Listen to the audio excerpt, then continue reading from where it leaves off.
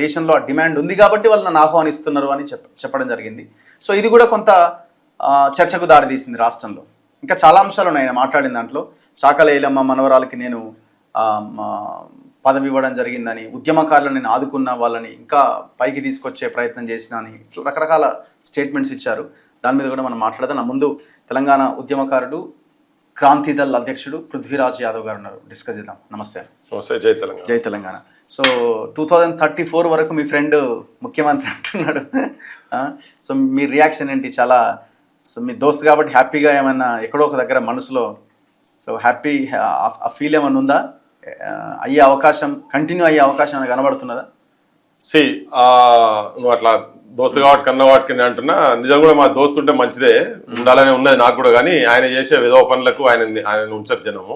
తర్వాత ఏమన్నా రాచరిక పాలన అనుకుంటున్నట్టున్నాడు. ఆయన ఏదో రాసుకొని వచ్చిండ ఎక్కడన్నా ఎవరన్నా ఇస్తే అపాయింట్మెంట్ ఆర్డర్ ఏదేమన్నా ముఖ్యమంత్రి పదవి అనేది జనం ఓట్లేస్తాయి కదా. జనం నీ పర్ఫార్మెన్స్ ని బట్టి జనం ఓట్లేయాలా లేదా అని జనం డిసైడ్ చేస్తారు. రాచరిక వ్యవస్థలో రాణి గర్భంలో ఎవడు ఉంటే వాడే మొదటి సంతానం, ఎవరుంటే వాళ్ళే రాజు అన్నట్టుగా ఆయన ఇప్పుడు నెక్స్ట్ కూడా నేనే వస్తా అని చెప్తున్నది అనేది ప్రజలు అసహించుకుంటున్నారు. ప్రజలు యాక్సెప్ట్ చేసే పరిస్థితులు లేరు.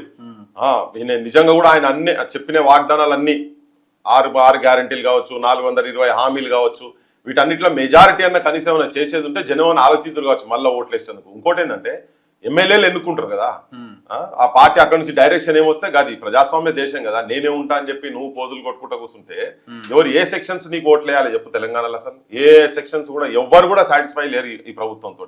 అది మనం చాలా సందర్భాలలో చెప్పిన అది ఒక పెద్ద చర్చ అవుతుంది. ప్రతి దాంట్లో కనిపించినప్పుడు ఆడోళ్ళకు బస్సు తప్ప ఆయన ఇంకోటి ముచ్చట మాట్లాడతాడు. ఆ బస్సులు నడిపే డ్రైవర్ కూడా మొన్న మీద ఇంత పెట్రోల్ పోసుకొని అంటు పెట్టుకొని సచ్చిపోయాయి. వాళ్ళ డిమాండ్స్ కూడా నువ్వు ఫుల్ఫిల్ చేయకపోతే 2.5 సంవత్సరాలు అవుతుంది ఆయన మా గోడు విను అని చెప్పని స్ట్రైక్ నోటీస్ ఇచ్చిన తర్వాత కూడా వినకుంటే మీద పెట్రోల్ పోసుకొని అంటు పెట్టుకున్న తర్వాత వీళ్ళని చర్చలకు పిలిచారు కదా. అది కూడా ఇంకా చర్చలు సఫలమైన నేనైతే అనుకుంటలేను. ఎందుకంటే వాళ్ళను గవర్నమెంట్ లో విలీనం చేయలేదు, ప్రైవేట్ బస్సులు ఆపలేదు, ఇవన్నీ చాలా సమస్యలు వాటి కూడా. సో ఇవన్నీ కనుక చూసేది ఉంటే నా దృష్టిలో ఈవెన్ ఇప్పుడు ఈ రోజు కూడా ఇప్పుడు నేను ఆడికెళ్ళి వస్తున్నా ధర్నా చౌక్ లో నిరుద్యోగులు, మేధావులు, తెలంగాణ మేధావులు ఉద్యమం అప్పుడు చెప్తుండే ఊకే Telangana students today's raw material tomorrow scrap అని చెప్పి. ఇలా సేమ్ అదే తెలంగాణ వచ్చిన తర్వాత కూడా తెలంగాణ రాకుంటే స్క్రాప్ అయితే అనుకుంటే వచ్చిన తర్వాత కూడా స్క్రాప్ గా మిగిలిపోయారు. తెలంగాణ మేధావులు మొత్తం చెత్తల లెక్క అయిపోయింది. వచ్చి ఆ రోడ్ల మీద వచ్చి ధర్నాలు చేసే కాడికి వచ్చింది. వాళ్ళ దాంట్లో ఆత్మహత్యలు జరుగుతూ ఉన్నాయి, సర్పంచుల ఆత్మహత్యలు జరిగినాయి. ఏ సెక్టార్, రైతుల పరిస్థితి కూడా చాలా ఘోరంగా ఉన్నది. రైతుల ఆత్మహత్యలు ఆగలేదు. రైతులు ఇలా రోడ్ల మీదకి వచ్చి కొట్లాడుతూ ఉన్నారు. రైతులు ధాన్యం కొనుమని కొట్లాడుతున్నారు. యూరియాలు ఇవి దొరికితే లాస్ట్ టైం ఇవన్నీ జరిగినాయి. సో ఈవెన్ స్కూల్స్ మూతపడ్డాయి, స్కూల్స్ తెరిచలేరు, బెల్ట్ షాపులు, తాగి చచ్చిపోయేటోళ్ళు. నీకు ఏ సెక్టార్ నువ్వు ఏది చూసినా ఆఖరికి ఈ ప్రభుత్వంలో పరిస్థితి ఏంటంటే 800 సంవత్సరాల ఓల్డ్ టెంపుల్ కూడా కూలగొట్టిరు, పాడై గంత అధ్వానంగా ఉన్నది. నిన్న ఒక ఆంజనేయుని విగ్రహాన్ని 3 ముక్కలు చేసి నిన్న వల్ల కొట్టిరు. ఎవడి నీకు ఎవడోట్లేస్తాడు? మల్లెట్ల ముఖ్యమంత్రి అవుతాడు అనుకుంటున్నా, పగటి కళలు కంటున్నట్టు నేను. ఊర్లలో చెప్తారు, అరే చెప్పు మీద కూర్చోగినట్టు బాగా ఎగురుతున్నావు ఏం రా అని. గట్లనే ఉన్నది ఇప్పుడు ఈయన పాలన అయితే. క్లియర్ గా చెప్తున్నా, నేను ఒక ఫ్రెండ్ కాదు కానీ ఒక ముఖ్యమంత్రిని చూసే విధానంగా నేను చెప్తున్నా. బరాబర్ ఆయనే is a failure CM. Congress party కూడా అంత కాన్ఫిడెంట్ గా చెప్తున్నాడు కదా, నేను 2034 వరకు నేనే ముఖ్యమంత్రిని, ఆ తర్వాత నేను దేశ రాజకీయాల్లోకి వెళ్తా ఉంటున్నాడు కదా. తుపాకి రామాడు కూడా చాలా అద్భుతంగా చెప్తాడు. చేతిలో తోలు తుపాకి పట్టుకో, చెక్క తుపాకి పట్టుకొని కూడా అద్భుతమైన ముచ్చట చెప్తాడు. నిజంగా ఆ ముచ్చట ఏంటుంటే నిజంగా ఇది నిజంగా తుపాకి కావచ్చు, పుచ్చుకున్న కాలితే మనం చచ్చిపోతాం అన్నట్టు ఉంటుంది ముచ్చట. ఎంత అద్భుతంగా ఉంటుంది. ఆ ఫ్లేట్ రేవంత్ రెడ్డి ఒక తుపాకి రావుని లెక్క, తెలంగాణ తుపాకి రావుని లెక్క ఆ చిత్రీకరించి పడ్డాడు. ఆయనే ఆ పొజిషన్ తీసుకొచ్చుకొని పెట్టుకున్నాడు. అయితే ఆయన ఎంతసేపు ఏంటంటే లాస్ట్ టైం నేను అన్న అయ్యి చూపించిన అన్నాడు. అది నీది కాదు, కేసీఆర్ ఫెయిల్యూర్ తోటి మనసొంటలో అందరం కూడా అన్డెమోక్రటిక్ ప్రాసెస్ తోటి ఆయన అప్రజాస్వామికంగా మొత్తం అనగదొక్కిచ్చేసి ఒక దురపాలన, భూస్వాముల పాలన ఎట్లుంటుందో అనే దాన్ని చూపించే క్రమంలో మనసొంటలో అంతా వ్యతిరేకించినప్పుడు గతిలేని పరిస్థితుల్లో అసలు ఎలక్షన్స్ కు ముందు 6 నెలల ముందు వరకు కాంగ్రెస్ ఏ ఎలక్షన్లో కూడా 4వ స్థానం 5వ స్థానం కదా. విధి లేని పరిస్థితుల్లో జనం ఓట్లేసారు. దాంట్లో కాంగ్రెస్ వాళ్ళు ఉన్నోళ్ళంతా మొత్తం ఇక సన్నాసిరావులు ఉన్నారు మొత్తం వల్ల. ఆ సన్నాసిరావులు పెద్ద సన్యాసిని తీసుకొచ్చి కూసబెట్టారు, జనానికి చూపించేస్తున్నాడు ఈయన మొత్తం. ఇప్పుడు నేను జెడ్పీటీసీ అవుదాం అనుకున్న జెడ్పీటీసీ అయినా, ఎమ్మెల్సీ అనుకున్న ఎమ్మెల్సీ అయినా, ఎంపీ అవుదాం అనుకున్న ఎంపీ అయినా, సరే 14లో కాలేకపోయినా కానీ 2019లో ఎంపీ అయినా, సో దాని తర్వాత ముఖ్యమంత్రి అవుదాం అనుకున్న ముఖ్యమంత్రి అయినా, ఇప్పుడు తెలుస్తుంది నెక్స్ట్ టైం 34 దాకా ఉందాం అనుకుంటున్నా ఉంటా. అది ఆయన చేతిలో లేదు కదా. అది అయిదాం అనుకున్నా అయినా అంటే డిఫరెంట్ పర్మిటేషన్ కాంబినేషన్స్ లో ఆ కాంగ్రెస్ వాళ్ళు అట్లా తీసుకొచ్చి పెట్టారు. ఇప్పుడు జనం చేతులు ఉన్నది కదా. ఇప్పుడు ఈయన మీద విపరీతమైన, గతంలో కేసీఆర్ మీద ఎట్లుండేనో ఇప్పుడు కేసీఆర్ మీద కోపంగానే ఉన్నారు, ఈయన మీద కూడా కోపంగానే ఉన్నారు. అసలు రాజకీయ వ్యవస్థ మీదనే కోపంగా ఉన్నారు జనాలు మొత్తం. అదే అంటున్నారు కదా, నిజంగానే చెప్పిందంట కొంచెమన్నా కొద్దిగానన్నా ఇప్పుడు ఆఖరికి పోలీసు రాజ్యం ఇనుప బూట్లతోటి వాళ్ళు నడిపినరు, ఇనుప కంచెలు పెట్టి నడిపినరు అన్నాడు. ఈయన కూడా మొత్తం ఇనుప కంచెలు పెట్టి నడుపుతున్నాడు కదా ఇప్పుడు ప్రభుత్వాన్ని, రాజ్యాన్ని మొత్తము.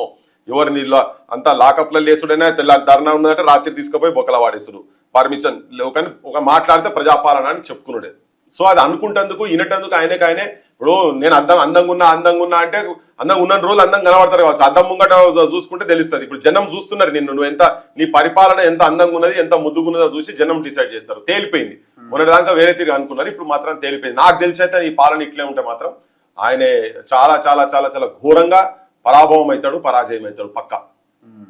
సో సో అవకాశమే లేదంటారు మీరు? నేనైతే సేమ్ ఇప్పుడు మార్పు అయితే కనబడతలేదు కదా ఇక్కడ, ఏ మార్పు కనబడతలేదు. ఆయన కూడా కాన్ఫిడెన్స్ లెవెల్స్ కనబడతలేదు. కాన్ఫిడెన్స్ ఆయనకు సొంతంగా ఉంటే అయిపోతుందా? ఎదుటోళ్ళు కూడా, ప్రజలు కూడా కాన్ఫిడెంట్ గానే ఉన్నారు. ఇప్పుడు ప్రజలు చాలా కాన్ఫిడెంట్ గా ఉన్నారు. క్లారిటీ ఉందేమో, ఆ కాన్ఫిడెన్స్ వెనుక క్లారిటీ ఉన్నట్టున్నది. అంటే ఎట్లా బీఆర్ఎస్ లేవట్లేదు, బీఆర్ఎస్ సరిపోవట్లేదు, బీజేపీ దాని పరిస్థితి ఏందో మనకు తెలిసిన విషయమే. సో కాబట్టి ఇంకా మళ్ళీ ఆప్షన్ లేదు. సో పోనీ నన్ను ముఖ్యమంత్రి, ఒకవేళ కాంగ్రెస్ అధికారంలోకి వచ్చిన నన్ను కాకుండా ముఖ్యమంత్రి ఏమన్నా చేస్తారా అంటే ఇక మిగతా వాళ్ళంతా ఎట్లున్నారు. కాబట్టి నేను తప్ప ఇంకా ఆప్షన్ లేదు అనే ఒక క్లారిటీకి వచ్చినట్టు, అందుకే కాన్ఫిడెన్స్ ఉందేమో. విపరీతమైన పైసలు సంపాదిస్తూనే ఉన్నాడు. తీసుకుపోయి ఢిల్లీకి ఇప్పుడు రాష్ట్రం ఏంటంటే క్యాష్ కో అయిపోయింది తెలంగాణ పేద జనం పైసలు మొత్తం తీసుకుపోయి కాంగ్రెస్ అగ్రనాయకులు వచ్చే పాదాల కాడ పాడేస్తున్నాడు. కనుక ఇంట్లో నేనే ఉంటాను, రేపు చెప్పలేం ఏమైతుందో. 2.5 సంవత్సరాలు ఒక కొత్త వ్యవస్థ రావచ్చు, బరాబర్ వస్తుంది, రావాలి, తీసుకురావాల ప్రయత్నం చేస్తున్నాం. అటువంటి దానికి వస్తే జనం ఆదరిస్తారు, గౌరవిస్తారు అనేది ఉన్నది. ఎందుకంటే సమస్యలు అట్లా ఉన్నాయి. రేపు ఏ సమీకరణ జరగవచ్చు, ఓకే, బరాబర్ జరుగుతాయి. అది తప్ప తెలంగాణకు ప్రత్యామ్నాయం లేదు. ఇప్పుడు నువ్వు తమిళనాడులో అనుకున్నావు అసలు డిఎంకే కాడికి వెళ్ళి గవాళ్ళు వచ్చుడు ఎక్కడిది, ఎప్పుడో ద్రవిడ మూలాలు ఉన్నటువంటి ఉద్యమాలు నేపథ్యాలు ఉన్నటువంటి రాజకీయ వ్యవస్థ కుప్పగూలుతుందని అనుకున్నారా? ఇప్పుడు అట్లే ఇప్పుడు వీళ్ళైతే పెద్ద వాళ్ళకన్నా చాలా వీక్ వీళ్ళంతా. ఈవెన్ కేసీఆర్ కావచ్చు, బీజేపీ వీక్గానే ఉన్నది, కాంగ్రెస్ వీక్గానే ఉన్నది. ఒక్కసారి తిరగబడి జనము యూత్ ఊర్లలో ఉన్న యూత్ ఒక ఊరికి ఒక 10 మంది తయారైతే ఈ రాజ్యాన్ని ఉట్టిగానే కూలగొట్టవచ్చు, కొత్త రాజ్యాన్ని తీసుకురావచ్చు. నిజమైన తెలంగాణ వాదాన్ని గుండెలు నింపుకున్నటువంటి పాలన తెలంగాణ ప్రజలు తీసుకొచ్చేటువంటి అద్భుత అవకాశం తెలంగాణలో ఉన్నది. ఇంత వాక్యూమ్ తెలంగాణలో లాస్ట్ టైం కూడా లేదు, ఇప్పుడు అంత వాక్యూమ్ ఉంది. సో వినెవర్ నో, బరాబర్ ఆ నూతన రాజకీయ వ్యవస్థ సైడ్ తీసుకుపోయేటువంటి ప్రయత్నం నా బుట్టలో మన బుట్టలో బరాబర్ చేస్తాం. నేనైతే బరాబర్ చేస్తా.